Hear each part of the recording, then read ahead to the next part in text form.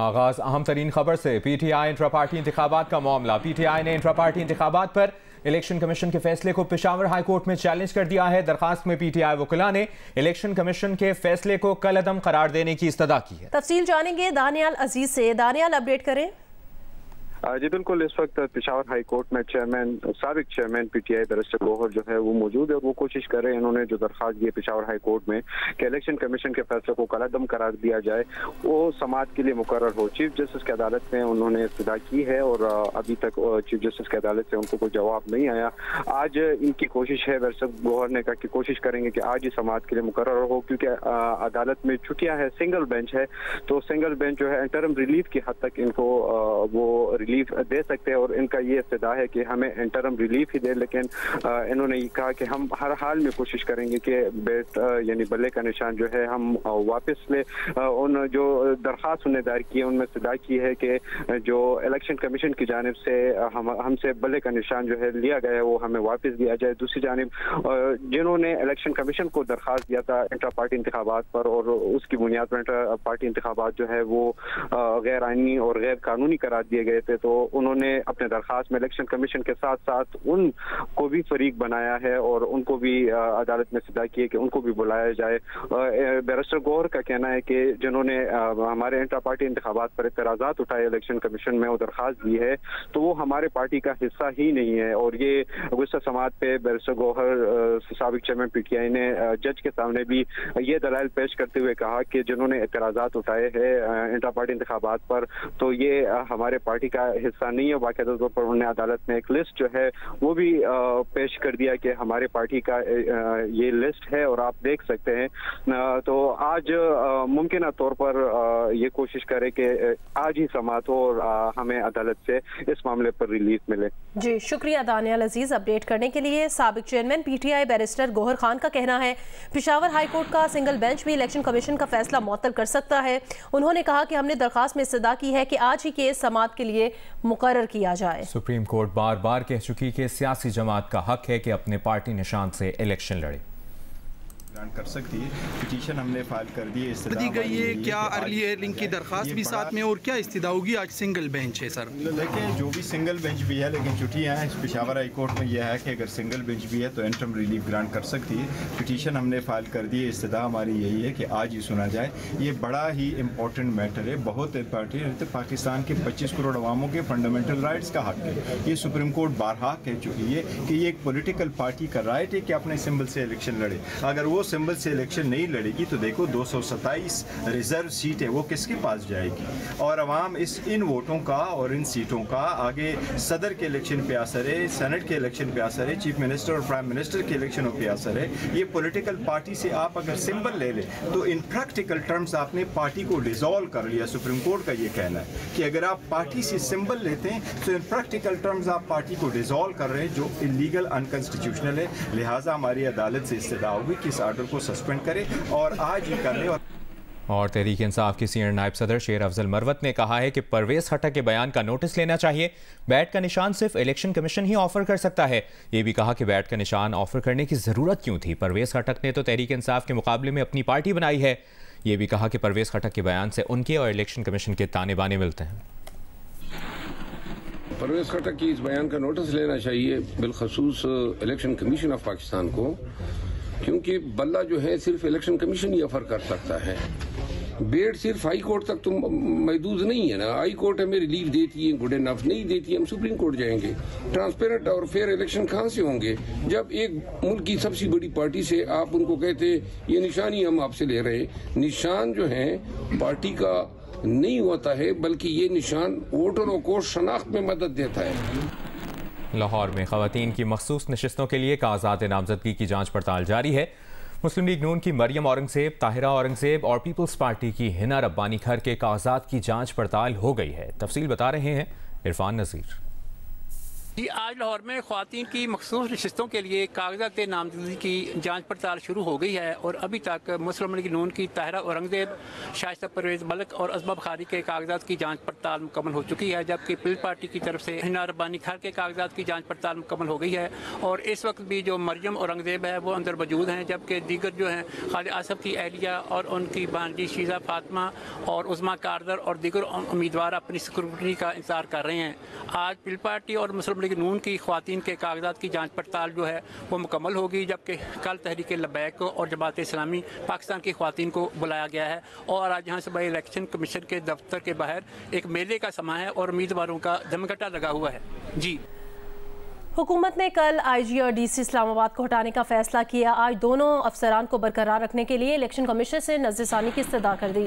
Secretary establishment division ने election commission में पेश होकर कहा कि वजारत दाखिला ने IB की दहशतगर्दी के वाक़यात पर रिपोर्ट जारी करते हुए दोनों को बरकरार रखने की इस्तदा की है। चीफ इलेक्शन कमिश्नर ने कहा कि वजारत दाखिला की रिपोर्ट को हम देख लेंगे, आप कल तक दोनों ओहदों के लिए पैनल देखें। इलेक्शन कमीशन को वज़ीर आज़म के मुशीर अहद चीमा को ओहदे से हटाने के बारे में आगाह कर दिया गया।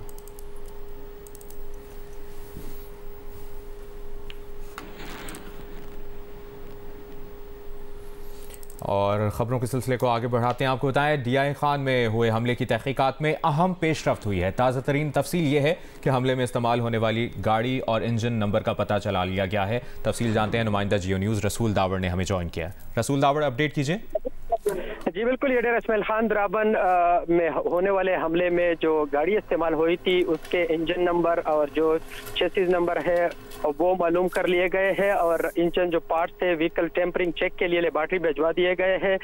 CTD की रिपोर्ट के मुताबिक गाड़ी जिसके नाम से रजिस्टर है, कहा जा रहा है कि उसका जल्द पता चल जाएगा। हमले में जो मरने वाले एक शिद्दत पसंद सिफतुल्लाह मरवत, उनकी लोकेशन भी इसमें ट्रेस की गई है। रिपोर्ट में लिखा गया है कि 3 मार्च को वो तुर्खम बॉर्डर से अफगानिस्तान पहुंचे थे और फिर उसकी जो मोबाइल लोकेशन है वो 7 मार्च को बनारस आबाद के इलाका पेशावर में, इसके अलावा 8 मार्च को जमरूद के जिला खैबर में और इसके बाद ये शुमाली वजीरिस्तान में 25 अप्रैल को इसकी लोकेशन ट्रेस हुई है।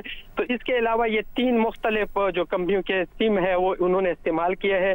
इसके अलावा ये जो शिद्दत पसंद है जो इस हमले में मारा गया था, इनके वालिद ने कहा गया है इस रिपोर्ट में कि ये अब तक की तहकीकात में अहम पेशरफ्त हुई है। शुक्रिया आपका रसूल दावर।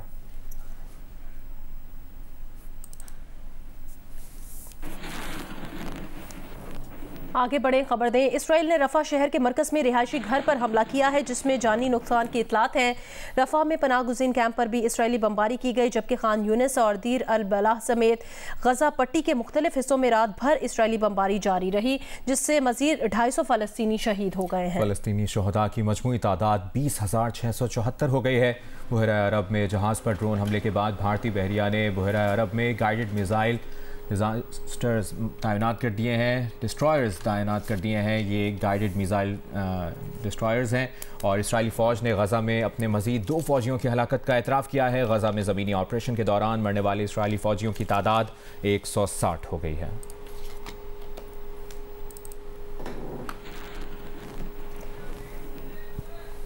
इसराइली फौज का मगरबी किनारे में नूर शम्स पनागुज़ीन कैंप का मुहासरा 8 घंटों से जारी है। फ़ज़ा में इसराइली हेलीकॉप्टर और ड्रोन्स भी मौजूद हैं।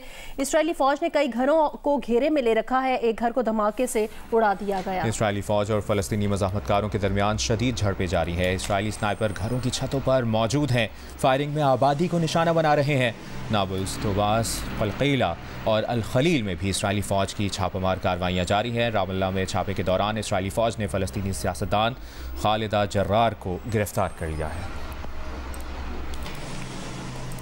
अभी आपको बराह रास्त लिए चलेंगे। मुस्लिम लीग नून के रहनुमा मियां जावेद लतीफ़ लाहौर में मीडिया से बात कर रहे हैं। मैं ये कहना चाहता हूँ, ना हमें किसी फेवर की ज़रूरत है, ना हमारी ख्वाहिश है कि किसी बेगुनाह पर कोई तशद्दुद करे, किसी के कोई पेपर छीने, और अगर छीने गए हैं तो अदारों को इन्वेस्टिगेट करके उन लोगों को सामने लाना चाहिए, और अगर नहीं छीने गए तो फिर वो प्रोपेगेंडा भी जो है वो किया जाने वाला वो भी लोगों के कौम के सामने लाया जाए, ताकि लोगों को पता चल सके कि जालिम को मासूम नहीं कहा जाता। और आज ये बात बड़ी वाज़ेह करना चाहता हूँ कि जो लोग आज से हफ्ता 1.5 हफ्ता पहले ये बात करते थे कि हमें लेवल प्लेइंग फील्ड नहीं है, वो हफ्ता डेढ़ हफ्ता से खामोश क्यों हैं? उनकी खामोशी बताती है कि जो उनकी ब्लैकमेलिंग की, जो अदारों को दबाव में लाने की, जो वो ज़रूरत के तहत वो गुफ्तगू करते थे, क्या वो पूरी हो गई है? और मैं ये कहूँगा कि वो मत दावत दें उन अदारों को जो खुद को कह रहे हैं कि हम पॉलिटिकल हैं, हम आइन कानून की बालादस्ती पे यकीन रखते हैं, और जिसकी जदोजहद मुस्लिम लीग नून ने की, और आज अदारों के अंदर वो एक सोच पैदा हो चुकी है। तो इसी तरह मैं ये कहना चाहता हूँ कि अगर 9-10 मई के पाकिस्तान के अंदर जुर्म करने वालों को सज़ा नहीं देना, तो फिर जो एक ताकतवर अदारे के अंदर जो लोगों को सज़ा दी गई, दर्जन से ज़ायद लोगों को, या एक दूसरे अदारे के अंदर ऑडियो जिसकी आई थी वो। मुस्लिम लीग नून के रहनुमा मियां जावेद लतीफ़ लाहौर में मीडिया से बात कर रहे हैं। और अभी ताज़ा डेवलपमेंट ये है कि पीटीआई के इलेक्शन कमीशन के फैसले के खिलाफ दरखास्त आज ही समाअत के लिए मुकर्रर कर दी गई है। दरखास्त में इलेक्शन कमीशन फैसले को मुअत्तल करने की इस्तदा की गई है। जस्टिस कामरान हयात मियां खेल आज ही पीटीआई की दरखास्त पर समाअत करेंगे। पीटीआई की इलेक्शन कमीशन के फैसले के खिलाफ दरखास्त आज ही समाअत के लिए मुकर्रर कर दी गई है।